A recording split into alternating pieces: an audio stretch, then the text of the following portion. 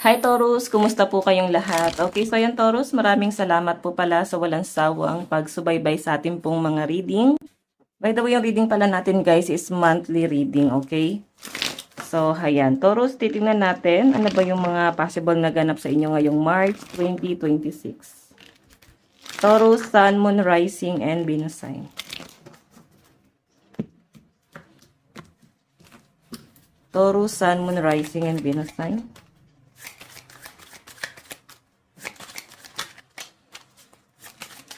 Taurus, ano po yung mga possible na ganap kay Taurus ngayong March? Oh, may celebration, marriage, coming home, belongings. So, pwedeng may uuwi galing abroad or relocation.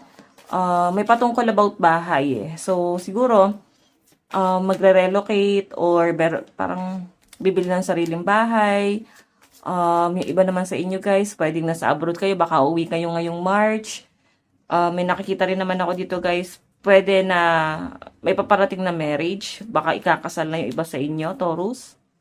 Tignan pa natin guys. Taurus, Sun, Moon, Rising, and Venus sign.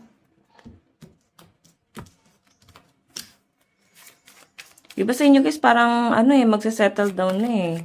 Siguro nagpaplano na kayo ng person mo na magsama or magpakasal. Pwede pag-uusapan nyo na to. Sa mga in relationship, no? Meron tayong Six of Pentacles. Ang problema lang, guys, pwedeng, parang namamyanan. So, mararamdaman mo na limitado yung mga galaw mo, kilos mo, na para bang, ang hirap gumalaw kasi anytime pwede kang i-judge. Ganun yung nasa-sense ko dito, no? Parang kailangan mo lang gumawa ng tama para hindi ka ma-judge. And yung pinapakita sa akin dito, guys, Six of Pentacles, parang kailangan, para kang si Mayor, mapagbigay para wala silang judgment na sinasabi sa inyo. Okay? Sobra-sobra na yung pinapakita mo dito para sa kanila. Grabe sa pakikisama ang mga Taurus dito. Actually, alam nyo naman na mga Taurus, wise yan pagdating sa pera. Okay? Hindi yan basta-basta naglalabas ng pera, kaya nga tinatawag silang kuripot. Pero sa totoo lang guys, masyado lang talaga nilang vina-value yung pera nila. Okay, and again, parang nagbibigay sila kung kinakailangan, kung kailangan na talaga. So, again, tignan pa natin. Nahirapan yung iba sa inyo, no? Or possible na mahirapan ka. Meron tayong Knight of Swords.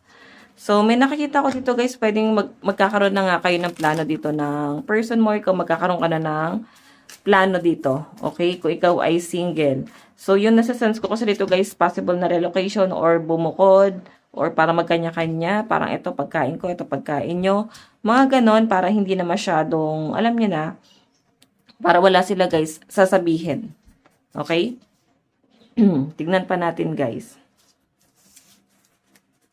Kasi parang nasa sense ko rin sa mga Taurus na medyo pahinga ka muna, relax ka kasi possible na sumabog ka eh. Yung haba ng pasensya mo guys, pwedeng masagad ka ngayong March 2026, no? Nakikita ko kasi guys na, alam mo yon pwedeng magkakaroon ka ng anger issue. So, may pagka-insensitive sa mga words, inaction, yung body language mo, pwede mapapansin ng mga tao. Pero nakikita ko na sobrang ingat na ingat ka sa mga galaw mo kasi yun nga iniiwasan mo. Or possible na iiwasan mo. Meron tayong Four of Cups, skeptical, apathy, negative outlook, and contemplation. So, siguro iba sa inyo, matagal na talaga kayong nakabukod, no? Then, alam naman natin na mga Taurus, madalas may mga issue about sa family, madalas mas gusto nila mag-isa. Ganun yung nasasagap ko kasi sa mga Taurus dito. Parang mas gusto nyo na mag-isa muna ngayon. Mas gusto muna ng mga Taurus na mag-focus muna sa kanilang sarili. May demand kasi dito eh. May nasasagap kasi akong family na possible na mag-demand or mag-reach out sa inyo. And possible na ito, matagal na ito nangyari. Ngayon nakasolo ka na at matagal na panahon na siguro. Or pwede matagal mo ito nare-realize. Pero, yun nga, may misunderstanding na magaganap dito. Drama, dami makikialam sa mga desisyon mo. Ayan. Tignan pa natin, Taurus.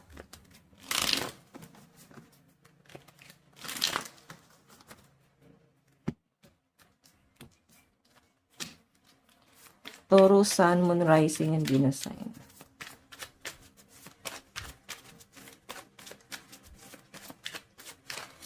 Meron tayong Queen of Wands. So, nakikita ko yung pagiging confident at alam mo yon, nakakagalaw ka ng maayos, ng walang rules, nagagawa mo yung mga bagay na gusto mo, ng walang judgment. So, medyo private yung buhay ng mga Taurus ngayong March 2026. Possible na magawa mo na yung mga bagay na gusto mo and may freedom ka dito. I think yun naman talaga yung gusto ng mga Taurus dito, yung magkaroon sila ng freedom. Okay, check pa natin. Meron tayong The Empress. Motherhood, nature, creativity, abundance. Ito kasi guys, ano to eh, maraming umaasa sa pera mo, no? Nakikita ko sa mga Taurus na may mga tao na inuobliga ka pagdating sa responsibilities or obligado ka magbigay dito tulong pinansyal na parang hanggang ngayon guys ano eh parang wala kang choice na parang wala ba akong sariling pamilya parang ganon. So may mga demand dito. So alam nyo guys, ang magiging conflict nyo naman ngayong March 2026 is sa family and sa financial mo. Doon nakapokus yung energy mo. Okay? Mahirapan kang mag-adjust dito eh. Kasi parang kahit tama naman yung ginagawa mo, mali pa rin para sa kanila. Kasi ikaw yung naagrabyado eh. Pero parang hindi ka pwede magreklamo. Ikaw yung naagrabyado pero parang ikaw pa rin yung mali. Okay? Na parang, wait, wala ba kayong plano para sarili nyo? Para makita nyo yung sarili nyo pagkakamali? Parang ganon. So, habalo pa yung pasensya mo kasi ngayong March, posibleng maubos yung pasensya mo rito. Meron tayong Six of Swords, moving from trauma. Ayan o, relocation talaga. Natutoxican ka talaga dito. Parang ayaw mo na ng ganito. Ayaw mo nang ma-involve sa kanila. Nakikita ko sa inyo guys na gusto mo na ng mas maayos. Ayaw mo na ng drama. Ayaw mo na ng sila lang sinusunod mo, na parang ayaw na nang kinokontrol ka. So, medyo controlling siguro yung family mo. O yung mga tao nakakasama mo before. So, ito, may relocation ako nakikita rito. At merong magandang mangyayari sa inyo kung may decision ka nang gagawin sa sarili mo. Okay? Check pa natin.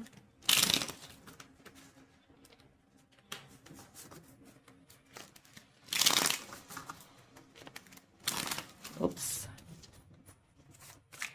Taurus, Sun, Moon, Rising, and Venus sign.